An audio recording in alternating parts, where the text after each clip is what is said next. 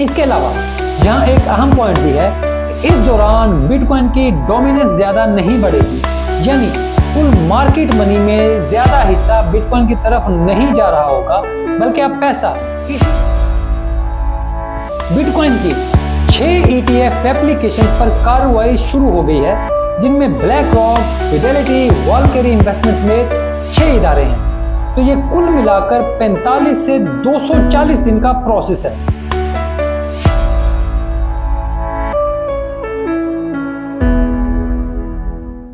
Bitcoin ETF की approval का process शुरू हो गया है। इसके प्राइस पर असरात कब आएंगे, ये बिटकॉइन की तारीख का अहम तरीन मोड़ है, क्योंकि अगर ये कामयाब हो गया तो याद रखें अगले कई ट्रिलियन डॉलर मार्केट में इसी ETF की वजह से आएंगे और हम अपने प्रॉफिट इसी वजह से बनाएंगे। इस प्रोसेस की टाइमलाइन को समझना आपके लिए बहुत जरूरी है, साथ ये भी जानना कि लोग इसके खिलाफ क्यों हैं। तो इसी वजह से मैंने ये वीडियो बनाई है, ताकि इस पूरे अमल पर आपको मुकम्मल मालूमात फराहम कर सकूं। तो मैं हूं अली रेहान, आप देख रहे हैं crypto Baba. So let's dive in.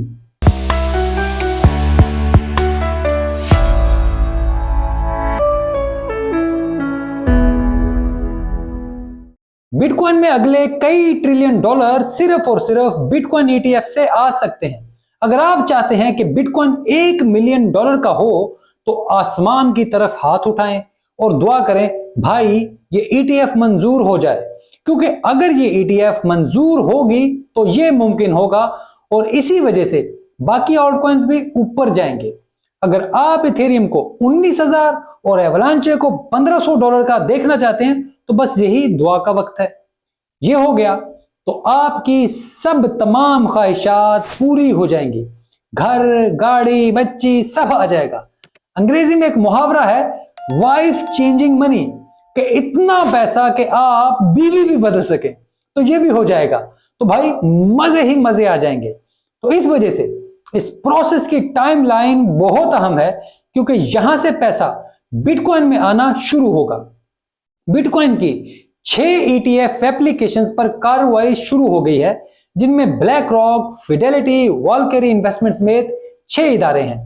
तो ये कुल मिलाकर 45 से 240 दिन का प्रोसेस है। पहले 10 दिन यानी 30 जुलाई तक SEC अपनी इंटरनल कार्रवाई करेगा और इन ETF पर एक राय कायम करेगा। फिर ये राय अगले 10 दिन के लिए दूसरी एजेंसियों को भेजेगा, जैसे सिक्योरिटी इदारे और कमोडिटी एक्सचेंज को, कि कहीं इनको एतराज तो नहीं। फिर वो अपनी राय भी देंगे। ये वो वक्त होगा जब खबरें बाहर आना शुरू होंगी कि SEC की राय क्या है, वो इसे कैसे देख रही है। ये कंफर्म खबरें नहीं होंगी, बल्कि सिर्फ जराए की बातें होंगी, सोर्सेज के जरिए चल रही होंगी। लेकिन इसके बाद यानी 21 अगस्त से SEC कंपनियों के कानूनी माहिरीन से मिलेगा। वो इनसे 10 दिन मुशावरत करेगा, मुख्तलिफ पहलुओं पर गौर करेगा। तब वो टाइम होगा जब ये कंपनियां अपनी अपनी राय बनाना शुरू करेंगी। ये वो वक्त होगा जब कंपनियों को अंदाजा होगा कि उनकी दरखास्त कबूल हो रही है या नहीं, क्योंकि ये माहिरीन बराह रास्त SEC के नुमाइंदों से मिलेंगे, इनसे बात करेंगे, तो उन्हें मुकम्मल तौर पर यह नजर आ जाएगा कि आगे क्या होने वाला है। ये फिर इसी मुनासबत से फैसले करना शुरू कर देंगे। जिस कंपनी को अंदाजा होगा कि उसकी दरखास्त कबूल होने वाली है, वो फौरी तौर पर अपने किसी दूसरे बिजनेस के जरिए बिटकॉइन खरीदना शुरू कर देंगे। इसे बिजनेस टर्म में इनसाइड ट्रेडिंग कहते हैं। यह कानूनन तो जुर्म है, लेकिन तमाम कंपनियां यह काम करती हैं और यह सबसे आम तरीका है कि वो खुद ही इसको खरीद लेंगे और फिर जब बाकायदा ऐलान होगा, बाज़ाब्ता तौर पर अनाउंसमेंट होगी, तो वो उन्हें अपने कस्टमर्स को महंगे दामों बेचेंगे। तो यही वो वक्त होगा जब बिटकॉइन की कीमत बढ़ना शुरू होगी, या कम से कम इसमें स्पाइक आएगी। आपको इसका ध्यान रखना होगा, क्योंकि इस मौके पर आप भी बेहतर स्ट्रेटजी बना सकते हैं। और फिर इसके बाद SEC पर है कि वो कितना टाइम लेती है, लेकिन उसे 240 दिन में अपना फैसला सुनाना है। तो अगर ये 240 दिन बाद भी फैसला सुनाती है तो ये कोई फरवरी 2024 के करीब आएगा। ये वक्त बिल्कुल हाविंग के करीब होगा।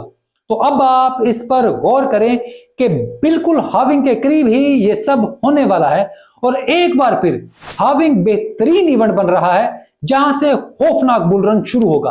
तो भाई इन तारीखों को पल्ले बांध लो, इन तारीखों से पहले मार्केट में एंट्री का प्लान बना लो। बाकी ये सब आपकी अपनी मर्जी पर मुनहसर है। मेरा काम सिर्फ मालूमात फराहम करना है क्योंकि मैं आपका फाइनेंशियल एडवाइजर नहीं हूं। इसके अलावा यहां एक अहम पॉइंट भी है कि इस दौरान बिटकॉइन की डोमिनेंस ज्यादा नहीं बढ़ेगी, यानी कुल मार्केट मनी में ज्यादा हिस्सा बिटकॉइन की तरफ नहीं जा रहा होगा, बल्कि अब पैसा इसी रेट पर बिटकॉइन और क्रिप्टो में तकसीम होगा, यानी 50% जो इस वक्त डोमिनेंस वैल्यू है। तो इसका मतलब है कि इस दौरान आल्ट कॉइन्स कदरे बेहतर परफॉर्म करेंगे और उनकी जो हालत इस वक्त है वैसी नहीं होगी। ये बहुत ही अच्छी खबर है क्योंकि हमारे बेशतर लोग बिटकॉइन से दूर रहते हैं क्योंकि उन्हें इसका अंदाजा नहीं कि आप $15 का बिटकॉइन खरीद सकते हैं। वो एक बिटकॉइन की वैल्यू देखते हैं, जबकि वो ये नहीं समझते कि सेट्स बिटकॉइन के छोटे हिस्से हैं और एक सेट अगले 10 साल में $1 का हो जाएगा। ये बहुत मजेदार हिसाब है। मैं इस पर जल्द ही एक वीडियो बनाकर आपको मुकम्मल ये मैथ समझाऊंगा ताकि आपको ये कहानी समझ आए। अब यहां पर एक और बहुत बड़ा फड्डा है क्योंकि बिटकॉइन मैक्सी इसके बहुत खिलाफ हैं। वो नहीं चाहते कि बिटकॉइन की ETF मंजूर हो। उनका कहना है कि बिटकॉइन बुनियादी तौर पर दुनिया के ऐसे इदारों के खिलाफ ही बना था ताकि गरीब लोगों को ऐसा एसेट दिया जा सके जो उनके मसाइल हल करे, ना कि ये ऐसा एसेट बन जाए जो दोबारा उन्हीं बदकिरदार लोगों के पास चला जाए और वो उस पर भी काबज हो जाए। लेकिन वो ये भी तस्लीम करते हैं कि अगले ट्रिलियंस ऑफ डॉलर अगर बिटकॉइन में आने हैं तो उसके लिए बिटकॉइन और क्रिप्टो को रियल वर्ल्ड मार्केट्स में जाना होगा, हकीकी दुनिया में आना होगा और वहीं से ये पैसा इसमें आ सकता है। लेकिन ये बहस बहुत ठीक है क्योंकि अगर क्रिप्टो पर भी इन्हीं लोगों का राज हो गया तो एक बार फिर गरीब के पास कोई ऐसा एसेट नहीं होगा जिसे वो खरीदकर अपने मसाइल हल कर सके। ये एक लंबी बहस है और मैं चाहूंगा कि आप भी कमेंट में अपनी राय दें और बताएं कि आपके ख्याल में ये बहस ठीक है या नहीं है। अगर आपको ये वीडियो अच्छी लगे तो इसे लाइक और चैनल को सब्सक्राइब जरूर करें।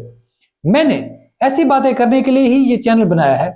बेशक ये किसी को अच्छा लगे या ना लगा रहे, मैं ये बातें करता रहूंगा क्योंकि मैंने यही रास्ता चुना है ताकि आप तक अपनी राय पहुंचा सकूं।